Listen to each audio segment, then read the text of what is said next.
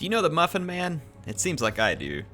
I want to say I've played this guy before, but I can't remember. Who do I want to play as? I'll play as the High Elves. Let's see. High Elves, High Elves. Let's pick an army, and then I might modify it a little depending on what I think is going to come from the Dark Elf army. Dark Elves, High Elves. So I got a double dragon and all cav build. The all cav build's probably a bit too ridiculous, and if he brings like one blackguard, then the whole thing's for naught. So yeah, I just don't see that ending well, so let's not do that. Although it would be fun. What's the map? Yeah, before I cancel. Oh, that's a pretty open map. Well, let's think what this would work against. If he ends up with a bunch of dread spears, blackguard, probably not so much. If he had a bunch of bleak swords, I don't know, even some Harganeth executioners, and we'd be in pretty big trouble. I don't think that's a good idea. Let's pick a different one. We got an archer apocalypse. So that means our infantry would just have to hold while we melt everything else, and we'd have a dragon. This one's a little bit troll, but let's try it. Let's go Archer Apocalypse. That means it'll shut down. Of course, it'll immediately shut down any. It'll shut down any. What do you call it? Dark shards or shades. They'll get insta-wrecked. If he's cavalry heavy, I could be in trouble. But I mean, Dark Elf players don't go cav heavy very often. And these guys will hold the line for a long time because of their chevronage, and we can net Malekith or cavalry if we need to. So let's try it. Let's try it. Archer Apocalypse.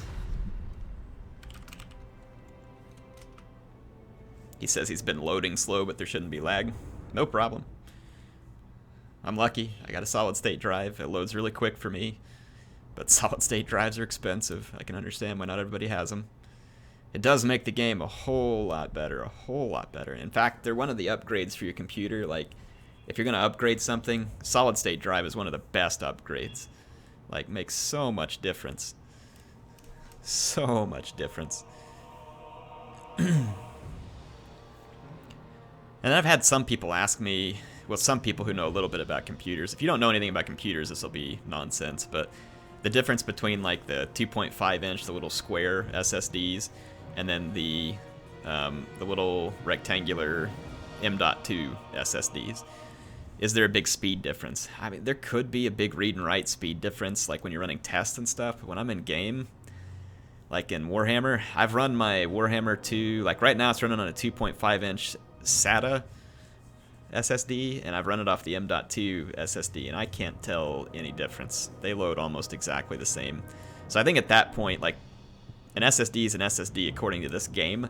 Maybe not for all applications, obviously, but at least for this game, it seems like a good SSD. And both in my 2.5 inch and the solid state, or the M.2, are both good ones. So, I don't know. But yeah, in any case, I can't notice any difference.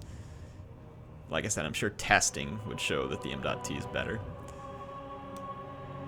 Anyway, that aside, there he goes. Yeah, he said he was loading slow, but he shouldn't lag, so we'll see it. I don't know, there might be a lot of lag when all these arrows start coming loose. So the premise of this army is we're going to use our long-range standard archers. We're going to guard them with our Lothern Sea Guard and our spearmen. And then we've got our dragon for a little bit of heavy hitting work and breath attacks. And of course, we've got to use our wizard to properly net key units. So we kind of want these guys to be boxed up just a little bit here in the center.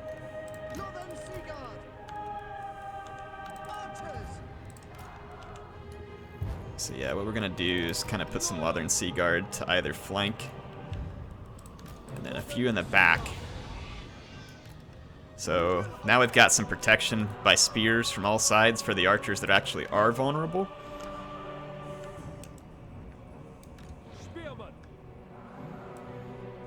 at your command. Let's start off like this. I'll cut the groups down while we're in battle, but I want to be able to move forward easily.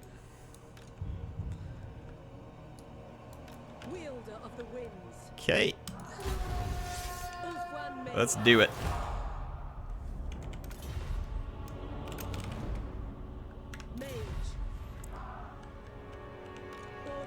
Archer Apocalypse, folks. Ooh, he's spread out all over the place. I have immediate dislike of that. And I also see long range and cavalry. Executioners. One executioner? So it may not be too bad. We can do this, I think. So despite his artillery, I think we can do this here. Mow those down. Yeah, I'm gonna sit back for just a second. Do some damage to these crossbowmen.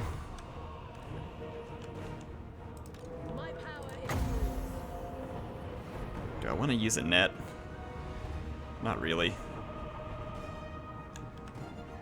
Yeah, we could go ahead and delete that unit real quick. Let's delete that unit and then we'll move forward. Okay, there we go. Just delete them. Alright, now we'll focus on his artillery, which is doing some pretty tremendous damage already. So let's move forward and get his artillery. I don't know if that was worth it or not. We'll see. Woo, that artillery!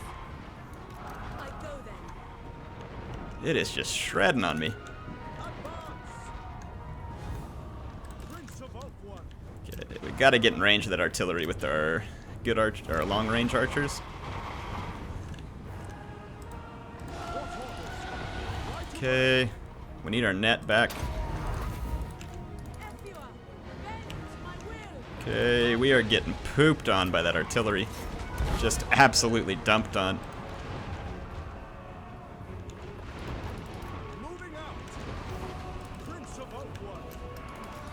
Let's mow down some dark shards.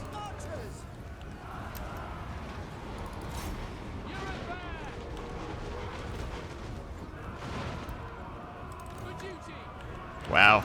I cannot believe how bad his artillery is taking a dump on my guys here.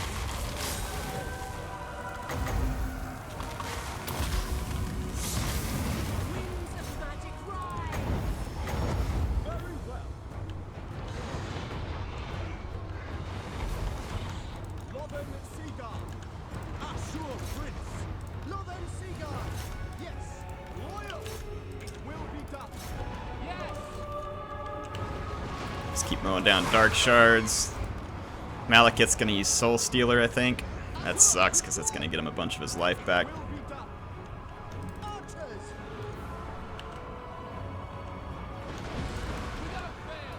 Okay, his repeater crossbows are back. Also kind of sucks. Malekith might be able to stay alive here because of his abilities. I'm pretty sure we're gonna lose this, because his artillery is just killing us too badly.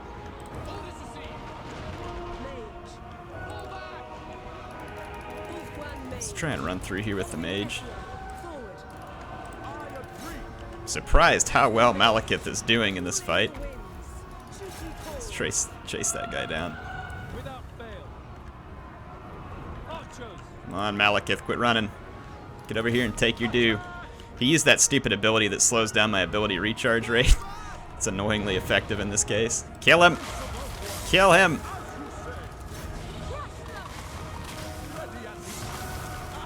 We are so gonna lose. Oh my gosh, really? We routed at the same time even though I had 1100 hit points left? Ah, whatever. Alright, it didn't work. Yeah, that artillery just... Yeah, he brought it to counter long range. That's exactly what my build was focused on, so it played right into his hand. It was a poor pick. Well, I mean, it was partly luck, right? Had he picked a different type of build that didn't have that artillery, he would have gotten absolutely wrecked, because I wouldn't have been splitting my focus between dark shards and long range artillery, and I'll tell you what, man, when you're in a blocky formation, which I kind of had to be to protect those guys, these Reaper Bolt Throwers and Eagle Claws are devastatingly effective against those type of formations, and I mean devastatingly effective. As you saw there, like, they will kill you in no time, especially if there's a couple of them. And I've used that before on people, and it works well. And it's one way that the Dark Elves can close the range gap with the High Elves. And he did it, and it played out well. And Malekith there, even though he's outmatched in a head-to-head melee fight, by the time you turn around and use Soul Stealer and a few other things, he can end up doing well. The problem was there is that my archers had too many targets. His army was picked well enough that I had too many targets. And I wasn't able to effectively use, and that's a risky build on my part anyway, right? Going Archer Apocalypse, and it just so happens that his build was well placed to counter it. So, and there's no stream sniping or anything because I'm not live streaming. We'll go Dark Elves this time and see what he picks. He's gonna go High Elves. He hasn't switched at all, so maybe he wants to use High Elves. Let's see what Dark Elves build. Or wow, he readied up pretty quick. Let's see, Dark Elves, anti-large. Let's see what my different builds are. Yeah, I don't like that one versus the High Elves. Dark Elves. This one's a little better because we got the Executioners and a Death Hag.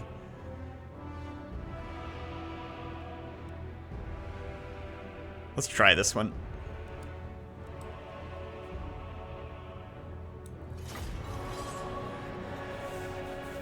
Yeah, the Executioner should do well. And we'll keep the Witch Elves. Kind of keep them back and determine where we want to throw them in. If we can drive something crazy, like a key target, and let the Dark Shards mow it down, that could be good. I'm not sure I'm crazy about this army versus the High Elves, but we'll try it. That's what I get for using a crazy build last time, though, right? I got a beat down. That's what I get for bringing that many archers. It was the gods of Total War delivering justice to those who hate that type of build.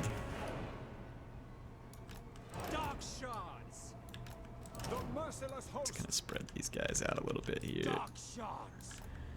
Okay. Got some Witch Elves back here. Death Hag to support the Hargoneth Executioners. Well, this guy's just in a hurry today. He just wants to fight me.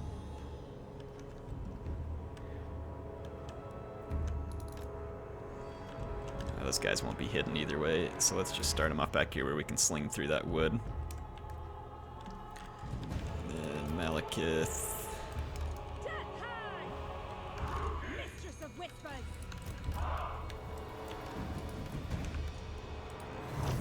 Okay, let's see what we're up against. Sword Masters. 3 Sword Masters.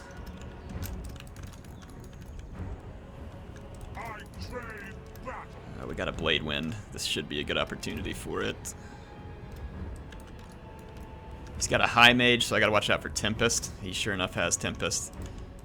Best thing we can do to that is just stay back a little. Fortunately for me, a Death Hag should do wonders against his build, I think. Let's keep our distance with these Dark Riders for a minute.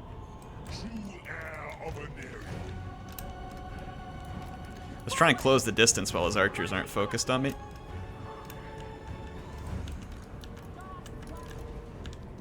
He's got hidden cavalry over here, so Dragon Princes.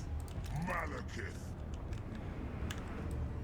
the Witch King, advancing. Okay.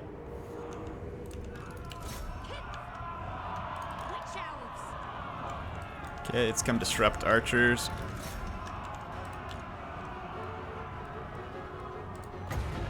Oh, whoops. Let's chill win some of these guys. That's annoying. While Malekith's all wrapped up, though, we can still drop some of this stuff on him. Let's get away with the Dark Shards. We're gonna have to hope to crush his center.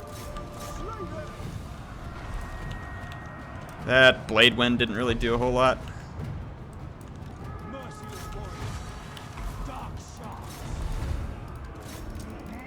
Okay, we crushed his center.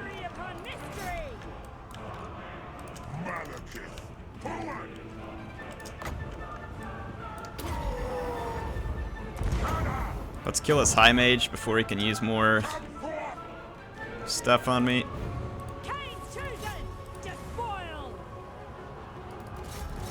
Okay, let's get back there.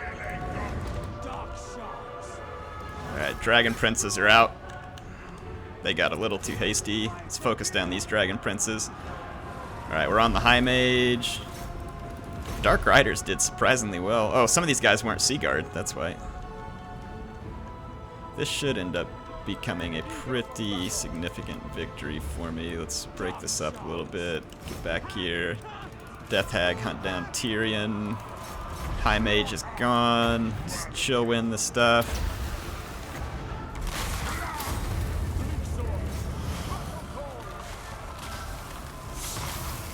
Let's finish this guy off. Keep Tyrion busy for a minute.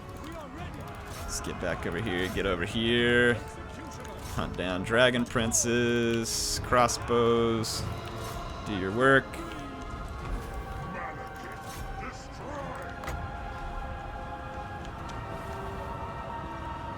Yeah, I can't really use this from back here. Okay, his high mage is utterly gone.